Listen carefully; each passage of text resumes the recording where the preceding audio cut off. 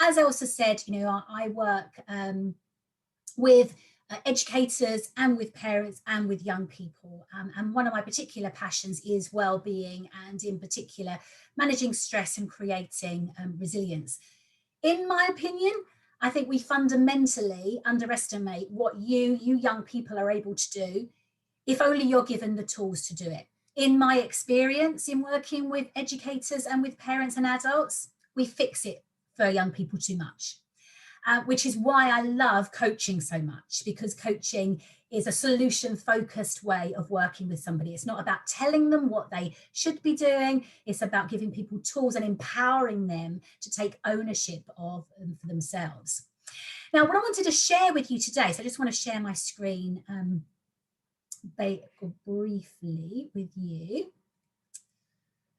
Hopefully you can see that okay. I hope that's visible there, Audrey, and everyone can see that okay. Fantastic, thank you. So I just want to share with you one of the tools that I use when I'm coaching, both with educators and with young people themselves.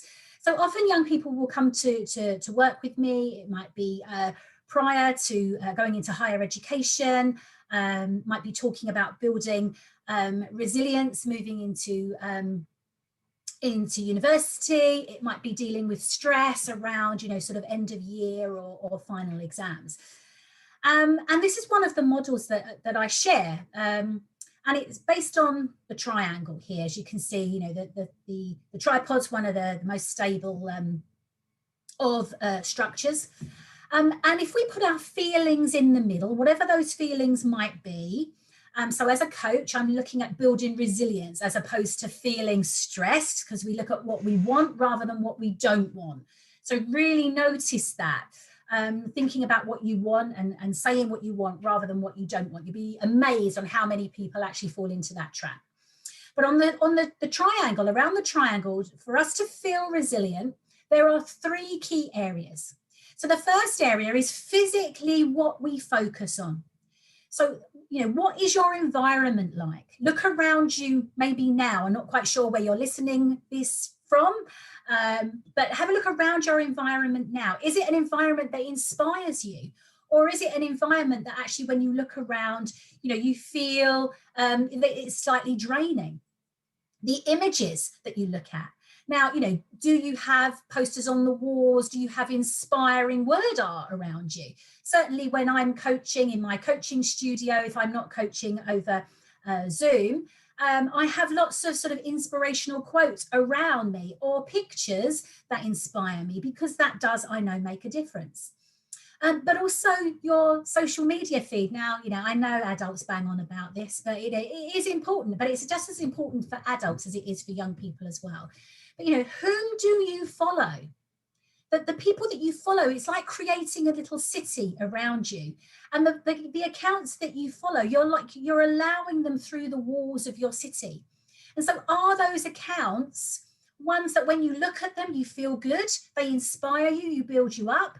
Or are they the type of accounts that when you look at them, there's lots of negative sort of postings, there's lots of comparisons, there's lots of sort of toxic sort of sharing. So be aware of that, take action. And, you know, resilience is about taking action. You don't have to follow that stuff, you know, so choose wisely.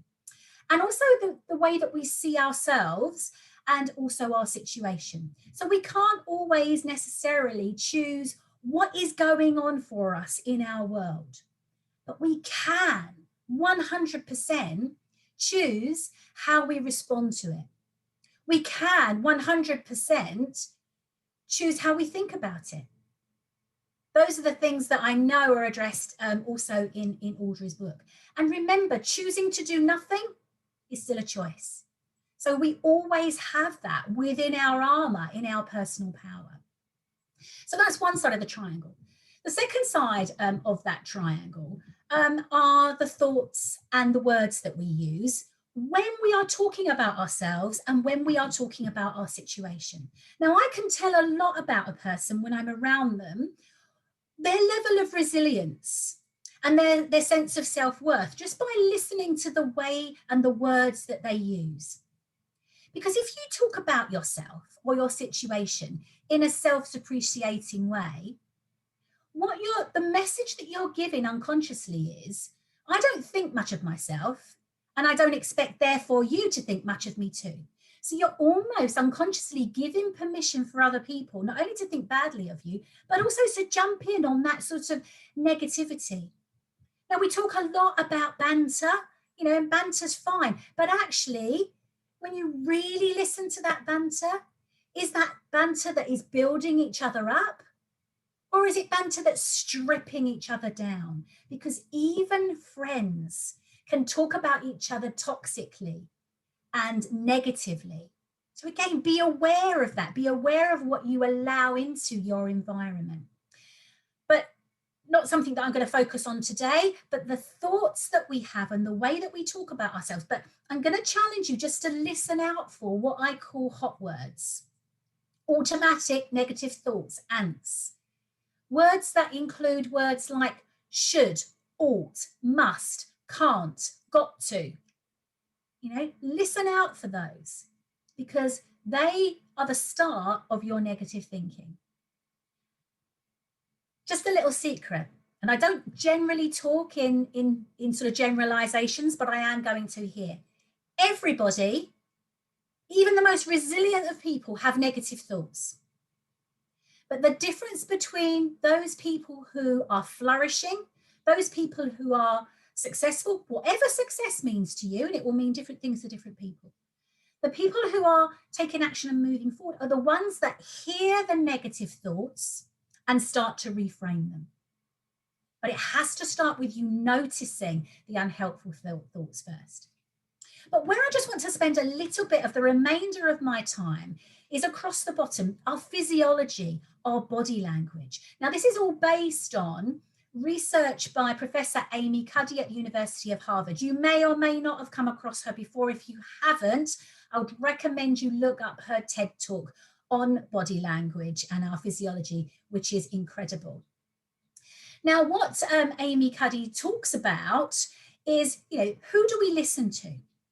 Because it does make a huge difference. And what she, in her research, what she found was those people who were maybe feeling less resilient, maybe listening to those negative voices, changed their body language. They used what was called low power poses. They made themselves look smaller, insignificant. Maybe, the one that was sort of like trying not to be noticed in a crowd.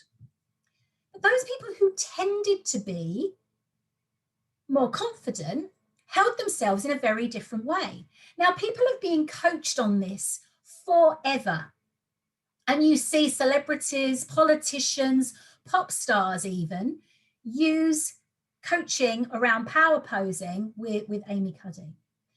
And basically what she challenges us to do is, if we are not feeling resilient, and what I'm going to challenge you to do today is to pick one side of the triangle and start to focus on that. But specifically, we can focus on power posing. Now, it's not about fake it till you make it. I don't believe in that. But it is about be it, use it, fake it until you become it. Because we can train ourselves by changing our body language. So I'm going to leave you with Amy Cuddy's 2-minute confidence and resilience activator. So for 2 minutes every day, she suggests that we stand in what she calls a power pose. Now think Superman, think Wonder Woman, but basically we are making ourselves by opening our chest out, looking up, because if you're feeling confident, you look up. If you're not feeling confident, we tend to look down. It's all about that, making ourselves look insignificant. Hands on our hips, or maybe hands in our pockets for 2 minutes. And what her research found was that those people who regularly did the 2 minutes confidence activator, before they went into a stressful situation, performed better and felt more confident and resilient in that particular session.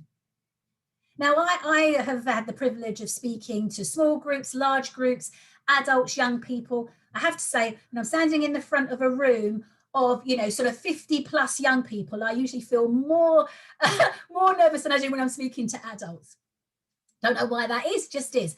But I use the confidence activator, and it does make a huge difference, because you look confident and your brain's saying to you, hold on a minute, they're standing in a powerful pose. Maybe then they are confident. So give that a try. That's all I'm going to sort of share with you. Just a small tip there. 2 minutes confidence activator every day, and certainly before a stressful event. And on that note, thank you, Elsa. I'm going to hand back to you.